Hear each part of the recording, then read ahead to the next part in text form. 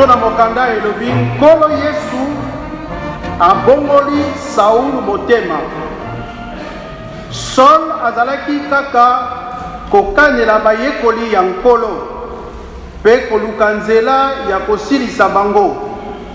Akei epai ya nganga-nzambe monene pe asengi ye mikanda oyo akopesa na bandeko ya lisanga ya vili ya Damas.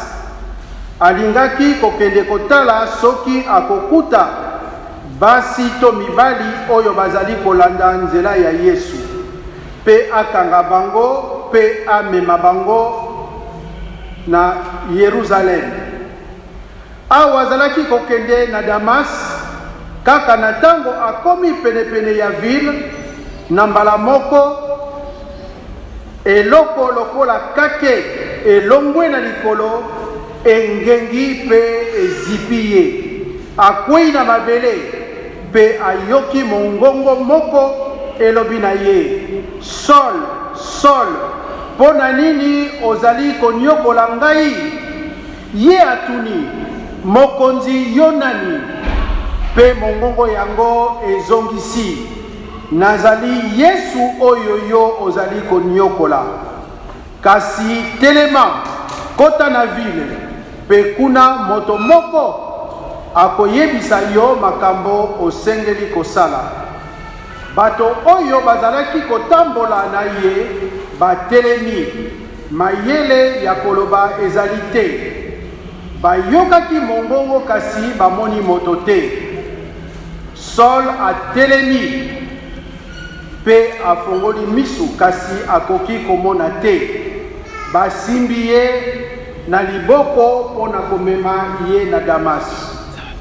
Kuna asalaki mikolo misato azalaki komona te, kolia te pe komela te. Moyekoli moko azalaki na Damas kombo na ye Anania. Nkolo abimeli ye lokola na ndoto pe abengi ye, Anania. Ye azongusi nkolo ngai oyo. Nkolo alobi na ye, telema kende na ndako ya Yuda oyo ezali na balabala oyo babengaka etengama te. Pe luka moto moko ya Tas kombo na ye Saul azali kosambela pe amonaki lokola na ndoto moto moko kombo na ye Anania. Abimelaki ye, akotaki na ndako pe atielaki ye maboko po amona lisusu. Anania azongisi nkolo, bato mingi balobelaki ngai makambo ya moto wana, bayebisaki ngai mabe na ye. Ye asalaki bato na yo na Yerusalem.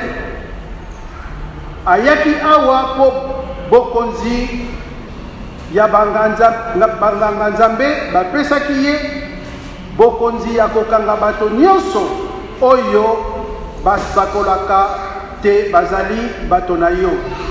Kasi nkolo alobi na ye, kende kaka, ngai moko nasi naponi ye po asalela ngai. Akozala mosakoli na ngai epai ya bikolo mosusu na bakonzi na bango pe epai ya bato na Israel. Ngai moko nakolakisa ye ndenge nini asengeli komona pasi po na kombo na ngai. Bongo Anania akei akoti na ndako yango. Atieli Saul maboko pe alobi, Saul ndeko na ngai, nkolo Yesu oyo abimelaki yo na nzela atindi ngai po obanda komona lisusu pe otonda na Molimo Mosantu. Na mbala moko biloko lokola poso ya mbisi elongwe na miso ya Saul.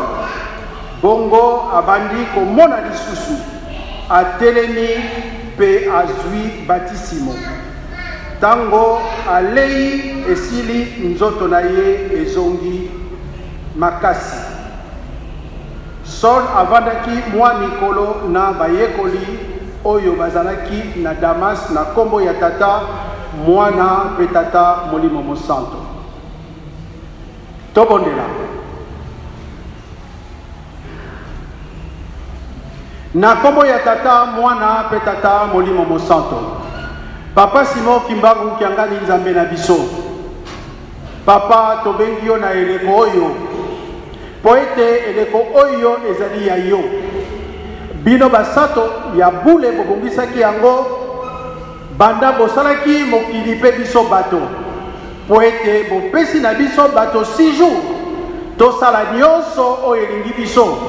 Mais mokolo oyo ya yenga 7e jour yo lobite mokolo oyo ezali mokolo ya bule oyo pemaki biso peto pema toye na liboso na yo pona koyoka malako na yo oyo kopesa biso makasi. Papa Simon Kimbangu kiangani yo moko moni biso bana na yo tobongamaki toye na kati na esiko yo tovandi na kati na esika oyo pona kokokisa mobeko na yo oyo yo pesaki tango ekoki papa poete toyoka malako na yo oyo yo ekoleisaka molimo na biso ya mwana papa tobengi yo yaka yo moko opesa biso oyo ekoki na mwana na yo moko na kati na esika oyo banda bilenge te biso bakolo poete malako na yo etambwisa biso ndenge elingeli yo tomitiki na maboko na yo poete yo moko ozali mojalisi zala liboso zala na nsima fongola mitema na biso ya molimo poete makambo na yo ezwa esika na kati na biso na ntina na lobiko oyo yo olingi tokoka kozwa na kombo ya bino misato ya bule tata mwana pe tata molimo mosanto amen. Na kombo ya tata mwana pe tata molimo mosanto batata na bamama touti kotanga mikanda misato totangi liboso loyembo ya Dawidi na chapitre 95 de 1 à 11. Tango totangi loyembo oyo yango ezali entre les 150 cantiques oyo ezala kati na Bible. Na kati na 150 cantiques bato ebele bakomaki bayebanaki banda David ti na Salomon pe basusu bakombo na bango ekomamaki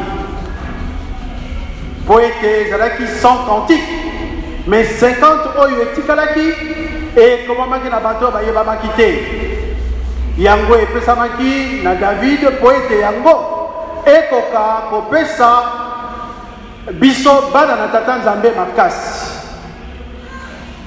Psaume oyo touti kotanga psaume 95 ezali parmi les 50 cantiques oyo eyebanaki bato te me yango ekomamaki po ete ekoka kopesa biso makasi na kondima na biso. Tango totali pe totangi psaume oyo 95 tomoni te na kati na psaume oyo bazali kolobela biso pe bazali kosenga na bana na Israel bayembela nzambe na esengo bapesa tata nzambe merci balakisa monene ya nzambe po ete tata nzambe ye moto akeli nyonso ye moto akosalaka makamusi na kati na bango. Na yango mokomi alobi esengeli na moto nyonso agumbama na liboso na tata nzambe po ete alakisa monene na tata nzambe biso banso pe nyonso eza na kati na mokili tata nzambe moto asalaki biso pe tozali koappartenir na ye yango wana esengeli tokoka kosanjola kombo na ye.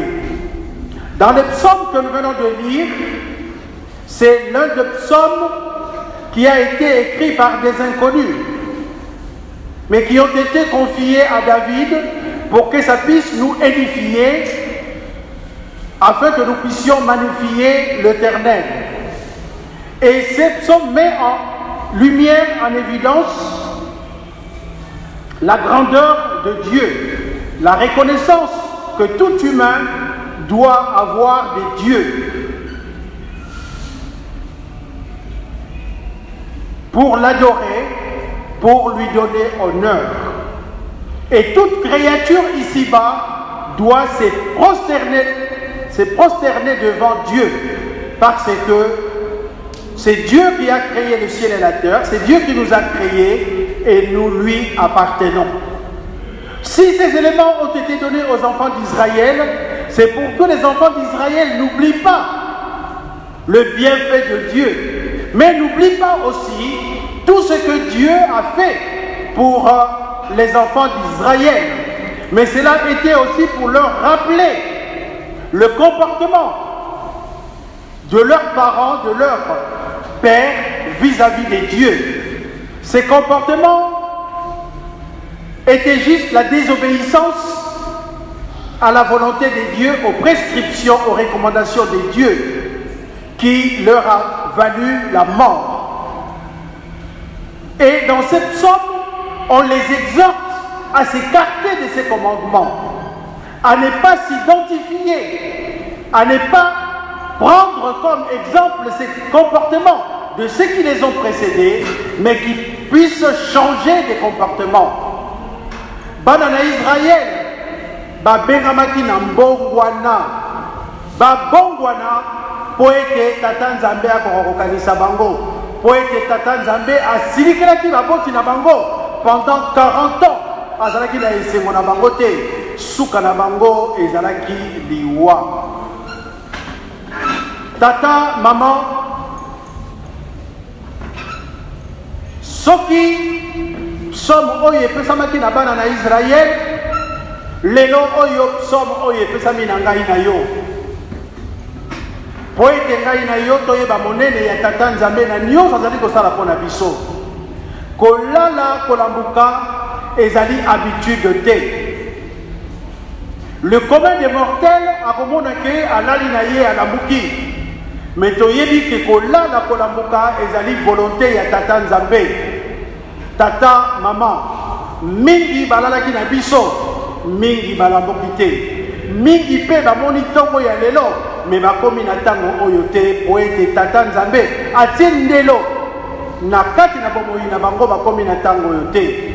Ntango ngai na yo tokomi esengeli tosanzola tata nzambe, ndenge tosali yango na kati na banzembo, ndenge toyebi, ndenge toleli epai ya tata nzambe. Mais na kati na psaume oyo balobi na biso boye, soki boyoki mongongo ya tata nzambe bokanga motema te, ndenge bana na Israël bakangaki motema na tata nzambe na yango basilaki nie.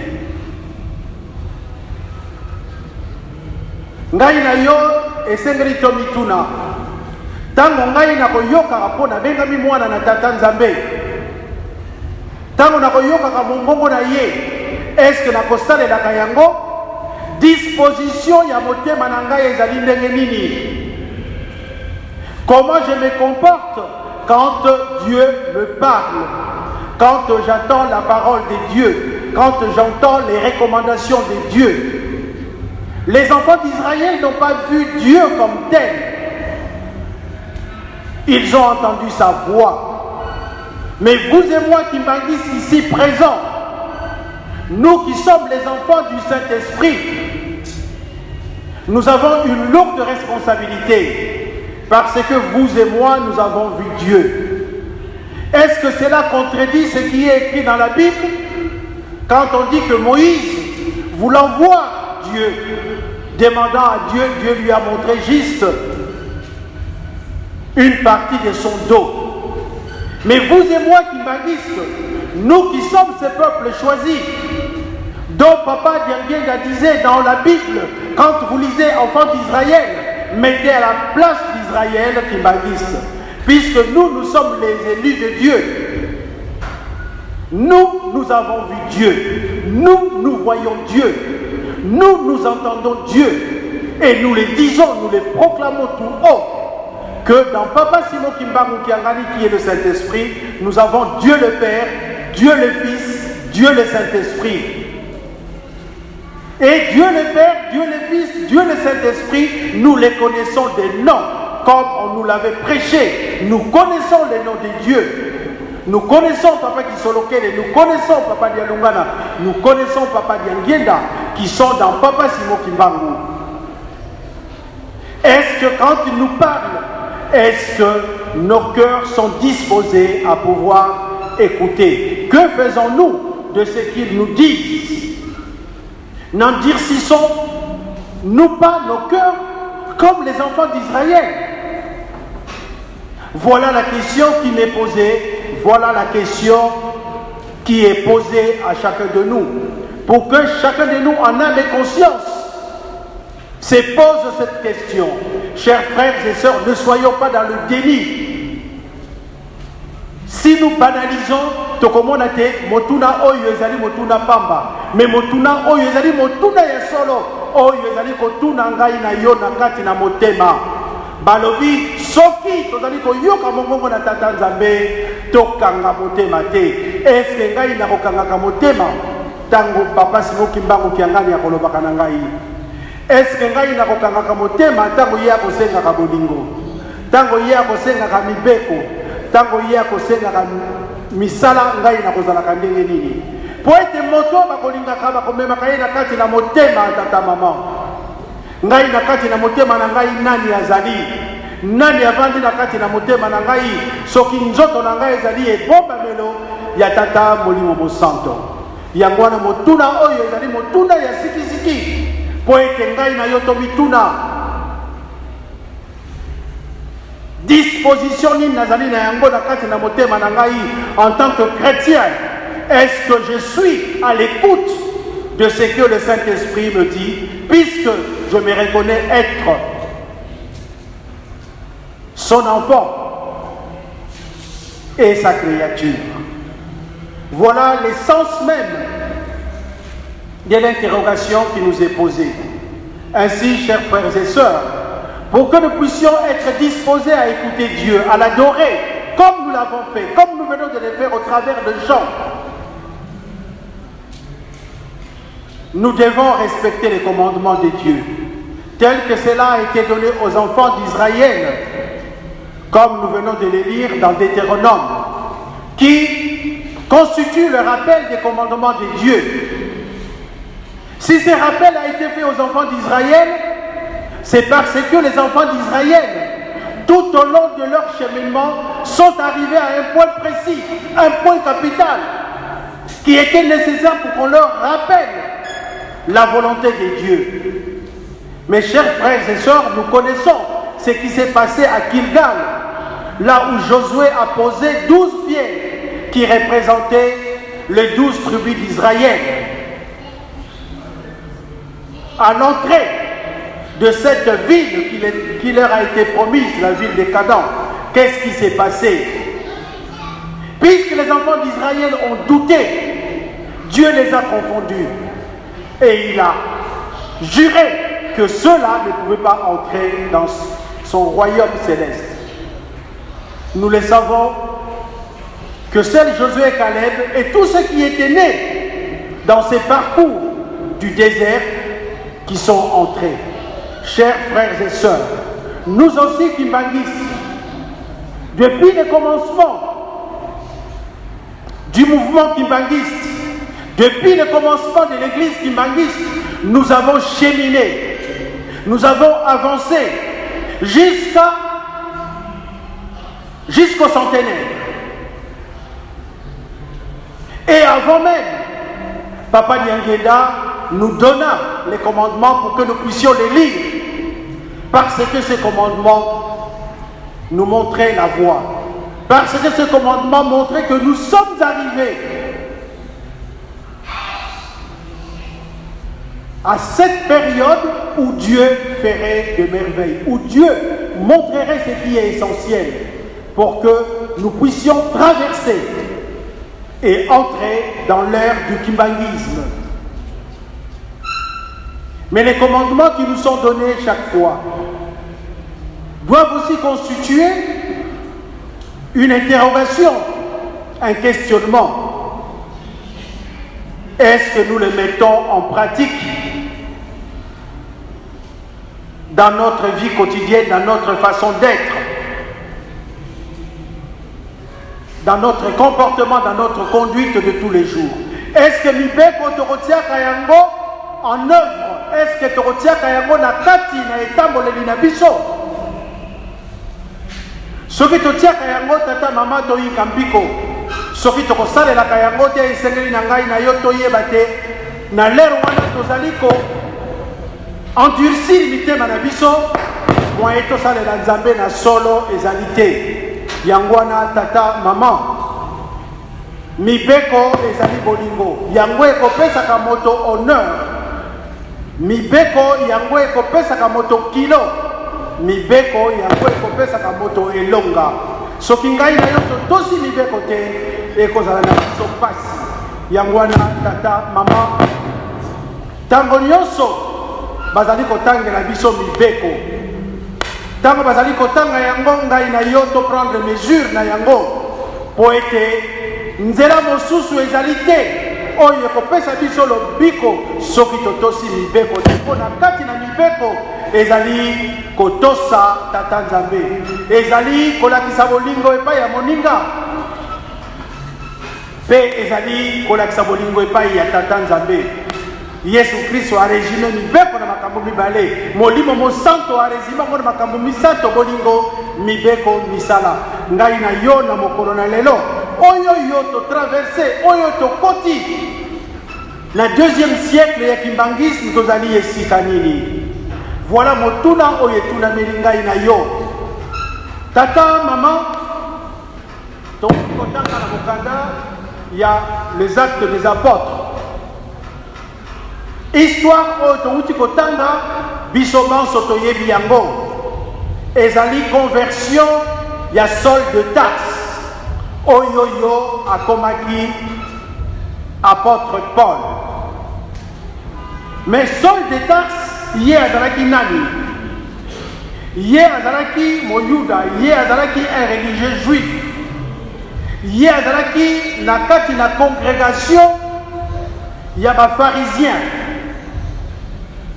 na kati na religion to na congrégation to na église na bango bazalaki très puissant, po ete bazalaki kosiéger na kati na tribunal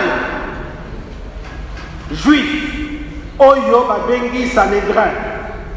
Na kati na tribunal juif oyo ezalaki à l'époque romaine, ezalaki na 70 places, bango bazalaki occuper une grande portion ya ba place. Pe na kati na tribunal juif batiaki bapromulgue baédicte mobeko, balobi mobeko oyo totie ezali mobeko oyo ezali kodéfendre, oyo ezali koempêcher que quiconque oyo ezali mwana na Israël aloba kombo ya Yesu Kristo dans toute l'étendue du territoire d'Israël. Donc moto akoki koloba kombo ya Jésus-Christ te na territoire mobimba ya Israël, wana ezalaki loi oyo ezalaki voté na kati na territoire mobimba. Ndenge Saul de Tarse ye azalaki moko na kati na bato bazalaki makasi, bazalaki na conviction ete résurrection pe liwa ya nkolo Yesu ezalaki ya solo te, ezalaki likambo ya lokuta oyo yo quelque juif balingaki bakotisa, oyo ezalaki koya koperturbe idéologie na bango to théologie na bango. Ye azalaki na une ferme conviction asengi mokanda na tribunal juif o babengi Sanhédrin, po ete bapesa ye mokanda akende kopersécute bato banso oyo bazalaki kondimela nkolo Yesu.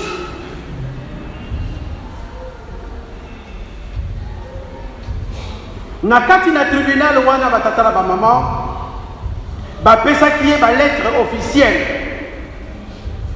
pour être la PCA un mandat d'arrestation pour être akende kokanga moto nyonso oyo azali simplement soupçonné d'être chrétien. Tomoni ke na tango wana persécution ezalaki makasi. Soki totali persécution ya tango wana tokoki kotia yango en analogie na oyo esalami na naissance ya église kimbangiste. Persécution oyo ezalaki na banguna ndenge bayaki ko persécuter bato banso oyo bazalaki kondimela papa Simon Kimbangu na lingomba oyo ye ayaki nango na kati na sepe na mosala na ye.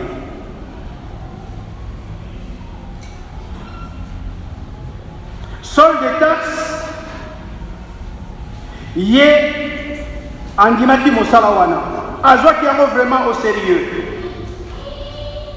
Et puis en même temps, tant que mandat wana, azalaki même pour approuver condamnation à mort. Il y a bato mosusu bazali ko salela nkolo Yesu. Donc, celui totali, ndenge tokotanga ka ye azali parmi les plus grands persécuteurs. Il y a bato banso oyo bazalaki kondima christianisme. Mais voilà, pour être ndenge bakomi na kati na Ecclésiaste, il y a un temps pour tout. Même s'il lui était convaincu que tous ceux qui suivaient Jésus-Christ n'étaient pas dans la droiture et qu'il a accepté des mandats pour pouvoir les persécuter, un jour, il a demandé à aller à Damas. Et pendant qu'il partait avec une cohorte de gens qui les suivaient, avant d'arriver dans la ville de Damas, une lumière resplendissante l'a fait tomber par terre. Lumière ya monene lokola kake uti na likolo ekwesi na se. Pe tango akwei na se ayoki mongoko monene. Oyo ezali koloba na ye. Saul, Saul, pourquoi me persécutes-tu? Ye azongisi, Seigneur, qui es-tu? Jésus, oyo azali koloba na ye, oyo yo a manifesté lumière wana. Alors, c'est moi, Jésus, que tu persécutes. Dans la conversation, il y a Nzambe na moto. Moto, oyo azali kokende. Na objectif ya mabe ya kende ko sala pasi na bana na tata Nzambe. Nzambe ye moko a intervenir directement. A quoi si pour nous relaxer makasi na ye? Pourquoi me persécutes-tu?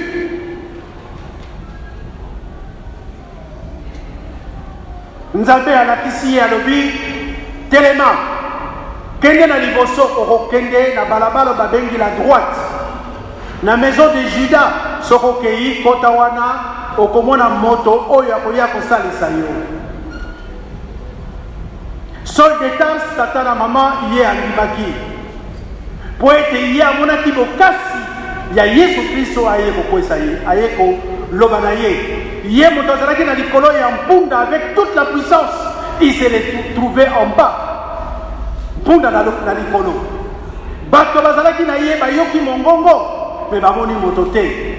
Amitiki, atelemi. Tango azali kotala kanisi azali komona, mais il est devenu aveugle. Poete akende sika balabaki na ye, bato bazalaki na ye basimbi ye na maboko, bazali komema ye poete akende. Akei akoti nde azalaki kozela tata maman pona nini na mokolo na lelo tozwi histoire oyo ya monene ya conversion ya Saul de Tarse. Po ete conversion ya Saul de Tarse ezali kolakisa biso mbongwana oyo basengi na bana na Israel, mbongwana oyo basengi na ngai na yo. Balobi soki lelo yoki mongongo ya tata Nzambe kokanga motema te. Saul de Tarse akangaki motema te. Iye andimaki. Il a fait confiance en Jésus-Christ. Et pour avoir confiance en Jésus-Christ qu'il combattait, il s'est humilié. Toza komona na acte wana l'humilité. Moto amikitisi, moto yazalaki na lolendo, moto yazalaki na goigoi, moto wana mikitisi à sa plus simple expression pe alobi oui na instruction oyo Yesu Kristo apesi ye po ete akende epai Yesu alobi na ntina ete akoka kozwa lobiko ye amoni ngolu ya Yesu Kristo po ete miso ezali komema ye na ntina ya kosala mabe Yesu abomi yango. Dire oui à Dieu, avoir confiance en Dieu et komikitisa na liboso ya tata nzambo wana ezalaki biloko ya liboso ye azalaki na yango ntango ye akei batata na bamama 3 jours avant nde azali komona te azali kolia te azali kaka kosambela po ete azalaki na conviction azalaki na foi juive oyo ezalaki na mibeko ya solosolo na ndenge ya religion na bango. Tata Nzambe asali nini? Yesu Kristo mwana na Nzambe akei kaka na kati na Damas amoni Ananias alotisi ye ndoto abengi ye Ananias a répondre oui mon Seigneur. Tata maman sonne à répondre oui et pas ya Yesu Kristo amikitisi Ananias à répondre oui. Mais alobi yoka oyo na koloba na yo telema kende na barabara babengi la droite dans la maison de Judas okomona na kati ya esika wana Saul de Tarse ye azali wana azali kozela yo po ete otia loboko akoka komona kombo ya Saul de Tarse eyebanaki na bato banso bazalaki kolanda Yesu Kristo. Ananias a répondre Jésus ndenge nini okosenga ngai nakende kotala moto wana me moto wana azali moto mabe oyo azali kopersekute bato na yo oyo aye na nguya oyo bapesi ye na basacrificateur po ete aya kokanga biso.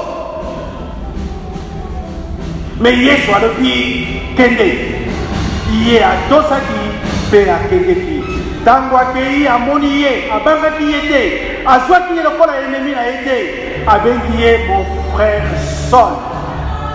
Yesu Kristo oyo yo omonaki na nzela oyo amemi yo awa po ete okoka komona ye moto atindi ngai natia yo loboko po ete okoka korecouvrir vi na ye vu omona lisusu ye akimaki asambelaki atiaki ye loboko mpe miso na ye emonaki batata na bamama miso na ye ntango akweyaki ekomaki na baekaye ntango batie ye loboko baekaye ekweyi na miso na ye ebandi komona na ntango wana Saul de Tarse amoni monene na tata Nzambe nde wana ezalaki acte ya conversion na ye ezalaki maboko batiaki ye ezalaki baptême oyo ye azwaki po ete asala na nguya ya tata molimo mosantu. Tata maman histoire oyo ezali monene elakisi transformation complète radicale ya Saul de Tarse oyo atikala lisusu Saul de Tarse te akomi apôtre Paul po ete avandaki nanu na Damas po ete asola na baapôtre mosusu. Tata Nzambe ye moto aponaki ye Nzambe moto akobengaka appel Nzambe apesi ye mission po ete akoma mowumbu na ye akende komona pasi na kombo na ye na kodivulge kopanza lingomba oyo na kati na mokili mobimba. Ye andimaki wi na ye ezalaki wi pendant na ntango wana ye azalaki na transformation complète ya vi na ye atikaki mayemanso oyo ezalaki na ye na bonzoto alataki nguya ya molimo mosantu. Quand bien même bato bazalaki na ye na kati na congrégation juive bazalaki koyina ye bato bazali kokamwa mpo na nini changement boye me ye ayikaki mpiko po ete amonaki ke nzela oyo ye alandi ya Yesu Kristo ezali nzela ya lobiko.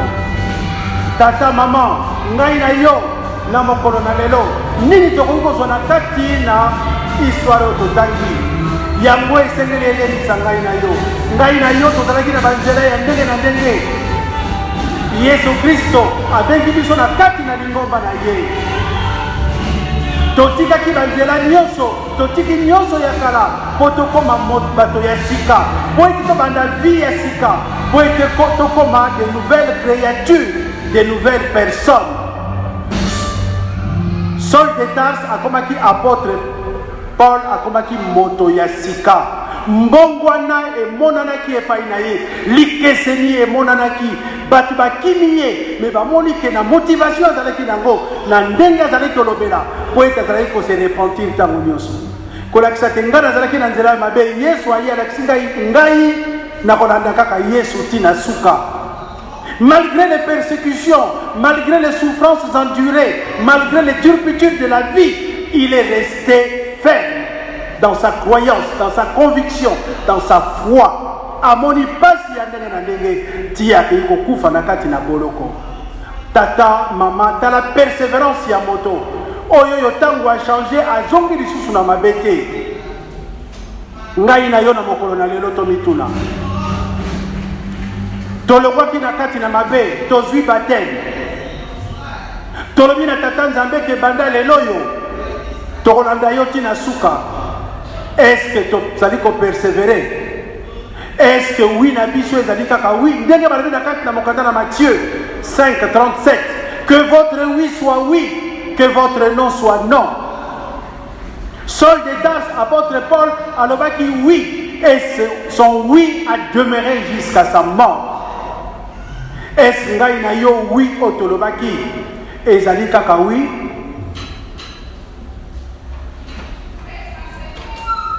Est-ce que ngai na yo tozali na persévérance? Yangwana na psomba lobi na biso. Soki lelo yo tozali koyoka mongongo ya tata Nzambe, tokanga mitema te. Tata, mama, yo moto oyo Nzambe asali kokanga motema na Nzambe po ozwa nini?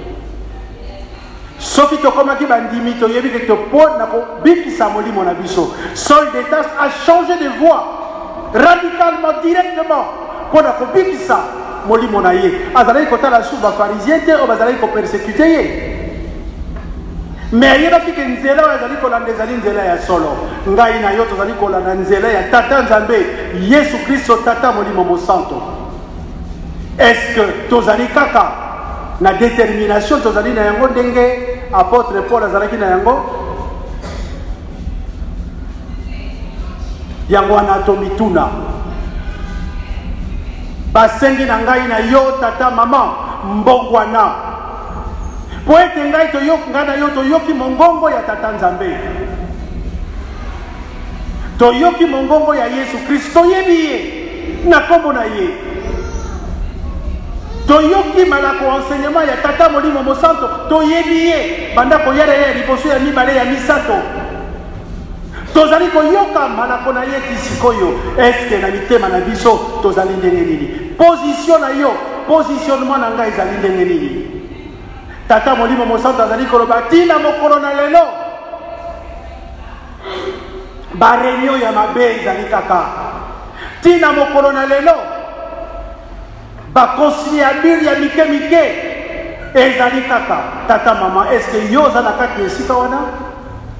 Est-ce que ngai pe nazali na kati na esika wana? Ye azali kosenga biso mbongwana. Tata mama, to traverser étape monene to yembi yango na banzembo. Si seulement si tozali koyemba profondeur ya likambo tozali koyemba, touti koleka centenaire, tokoti na 2e siècle. Oyo tata Nzambe alingi asala likambo na ye, oyo tata Nzambe alingi pesa esengo na bana na ye, oyo tata Nzambe alingi akabola bato bana na Satana na bana na Nzambe. Tozali koyemba yango. Est-ce que tozali kososola? Koyemba ezali likambo te, mais ezali kososola. Bantandu balobi kungaka wako kanzi victory. Ce n'est pas la mélodie qui compte, mais c'est le contenu. Est-ce que lelo oyo ngai na telami nazali koteya yo ozali wana ozali vraiment mwana ya Nzambe? Est-ce que ozali kosalela bolingo mibeko misala po ye alobi kobunga nyonso ezali lisumu? Papa azali kosenga na ngai na yo na tango oyo po ete alingi te tokoka kobunga. Alobi na première génération tobiki te, na deuxième génération tokwei ya misato tokwei ya mine oyo alingi te biso banso tozala na kati na esengo na ye. Est-ce que ngai nalingi yango? Est-ce que yo pe olingi yango? Est-ce que tu le montres dans ta conduite de tous les jours? Omoni tata mama motuna epai yango ezali papa azali kosenga biso mbongwana na exhortation na ye. Papa ye moko akei kotanga ake prendre comme référence kotanga na ndaku Jean 3:1-9 ake kozwa Jean 3:1-9 azwi entretien ya Jésus-Christ na Nicodème azalaki pharisien monene, nganga ya Nzambe monene oyoyo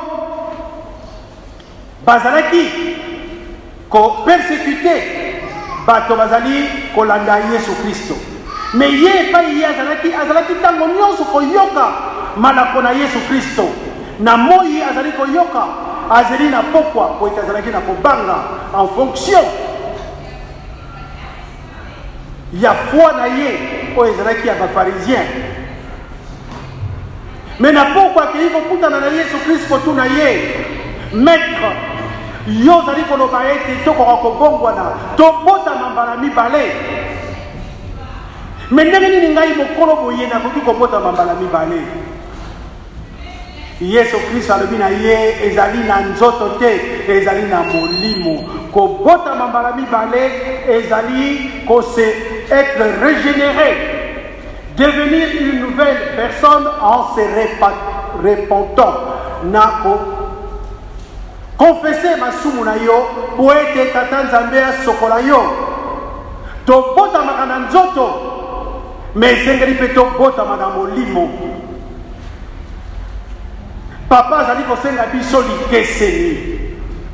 Ye azali kosenga na yo nanga kimbangiste bana ya papa molimo mosanto po ete ere oyo ezali elimo mosanto ye azali kosenga likeseni ya ngai na yo emonana na miso ya bato. Na nzembo ya jeteki moko bakoyembaka papa alobi nalingi nalakisa bino na kati na mokili. Est-ce que vous êtes prêts? Atunaki na ngai na yo, est-ce que vous êtes prêts? Bana scout balaka scout toujours prêt. Est-ce que ngana yo kimbangisi tozali prêt na bolingo mibeko misala? Omoni tozali kozela te papa aloba abeta piololo alobi kala mbala moko bolata uniforme tata mama azali kolakisa biso alobi lelo bolata so eloko mosusu te bolata kaka uniforme po ete nalakisa bino na miso ya bato na mokili mobimba.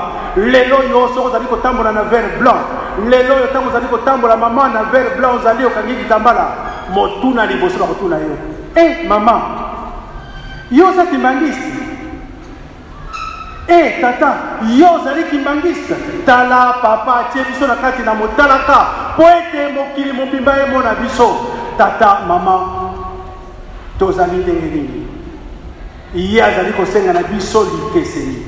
Papa longi likeseni na sengi na bino emonana na miso ya bato. Nzambe asengaki na Saul de Tarse mbongwana ye abongwanaki akomi apôtre Paul na mobiba na nzoto tina molimo. Papa molimo mosanto azali kosenga na ngai na yo changement mbongwana. Likeseni na sengi na dino limonana omiso ya bato misala mya dino miso etangoli likeseni limonana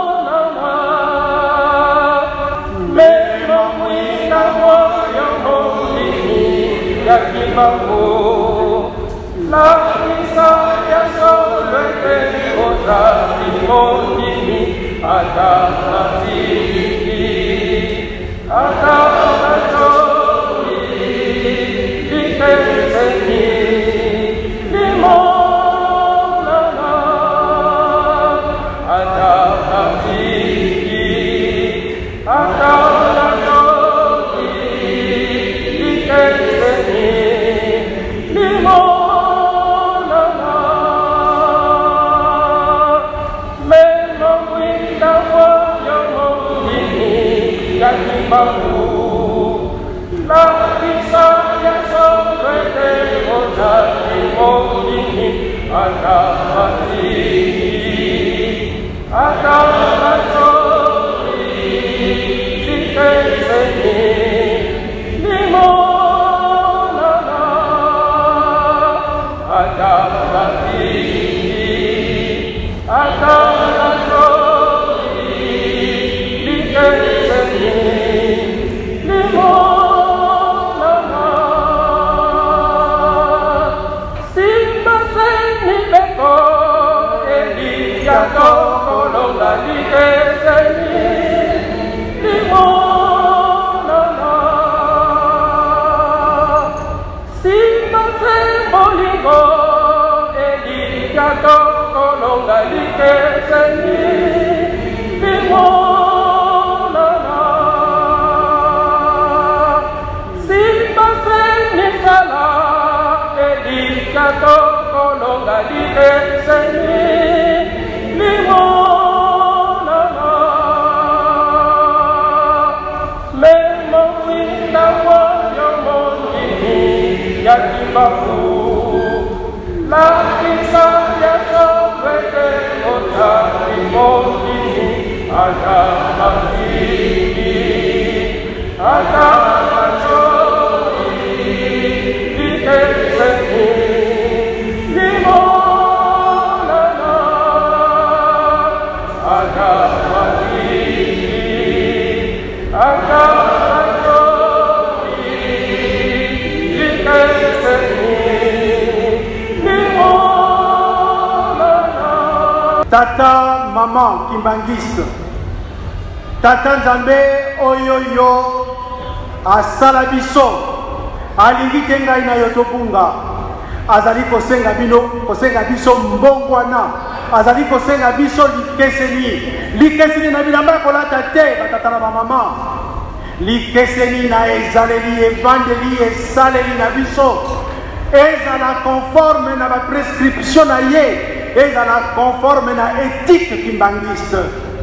Tango bazali komona yo na ezaleli bayina ke ozali solo Kimbangiste. Yalobi kaka na bolingo mibeko pe misala. Ata bafingi yo kolanda te. Uela kaka molimo na yo. Ndenge apôtre Paul alobaki oui. Tango ye alobi oui na ye ezali radical. Ezali profond à connaître transformation, métamorphose profonde. Batata na bamama pour la kosilisa tokotanga na Philippiens 3, 13, 14. Na mokanda na Philippiens 3, verset 13, 14. Azali kolobela la poursuite de la perfection. Tango ye amoni te nzela oyo ye anabi nzela ya solo. A faire fi ya kofinga nyonso na bapasi nyonso ye azali kotalela kaka Yesu. Po ete alingi akoma azwa elonga. Alingi azwa elonga alobi ye abosani nyonso ezalaki na nsima. Miso na ye ezali kotala kaka na liboso. Azali kokende vers le but po ete a remporté le prix de la vocation céleste de Dieu en Jésus-Christ. C'est-à-dire, ye azali se comparer na coureur de compétition de la commune à Hébreu 2, verset 1. Azali concentrer force na ye, énergie na ye nyonso pour ete akoka kolonga na kati na vie na ye. Alobi pour ete ye alonga esengeli amona na face à face na Yesu Kristo. Ndenge balobi kwa banunganga kolo wabe vui kwanga moto nyonso akolongaka akozwaka victoire. Ye alobi na pasi nyonso na moni na lingi nazwa victoire.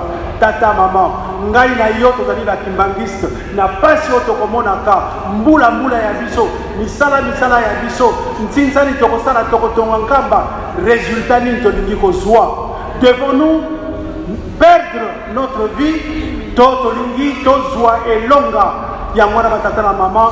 Papa Simon Kimbangu alingi que tozala na la poursuite de la perfection po ete tozala ndenge papa kisolokela lobaki tokutana na bango de l'autre côté. Pe balobi na biso batiki biso te po ete Saul de Tarse Jésus atikaki ye te azalaki na ye ntango nyonso.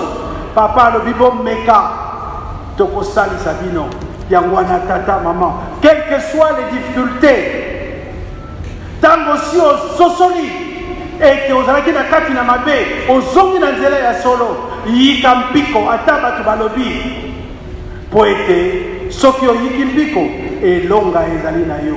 Elonga wana nde kozala de l'autre côté kozwa couronne de la victoire oyo yo apôtre Paul azwaki yango mpe nzambe na biso alingi tokoka kozwa. Donc, ton être de nouveau, tous à la foi, tous se repentir, ma maman, qu'on se repentir, qu'on confesser. Mais n'a pas dit qu'on a na lingi tata nzambe ne papa, ya ngende ya lobaki, yo zoloba, ngana lingi nzambe, moto azana liboso na yo lingi yete. Ndenge nini ko lobaki o lingi nzambe. Parce que nous na goïgoï, parce que nous endurcissons encore notre cœur. Ngai na ye, tina liwa papa lobi yango. Ngai na ye, jamais tokolobana papa lobi yo yebi ezalaka kuna. To se ressaisir batata na maman, to endurcir mitema na biso te, to senga na ba pardon. Ananias tango amoni Saul de Tarse, abengi ye limite abengi ye mon frère. Ata mutu aperceptaki yo, ata mutu asalaki yo pasi, benga ye moninga. Tango bengi ye moninga okokisi bolingo oyo tata nzambe asengi epai na biso tika te ezala boye na kombo ya tata mwana mpe tata molimo santo. Amen. Notre Père qui es aux cieux, que ton nom soit sanctifié, que ton règne vienne, que ta volonté soit faite sur la terre comme au ciel. Donne-nous aujourd'hui notre pain de ce jour. Pardonne-nous nos offenses comme nous aussi nous pardonnons à ceux qui nous ont offensés. Ne nous laisse pas tomber dans la tentation, mais délivre-nous du malin, car c'est à toi qu'appartient dans tous les siècles le règne, la puissance et la gloire, au nom du Père, du Fils et du Saint-Esprit. Amen.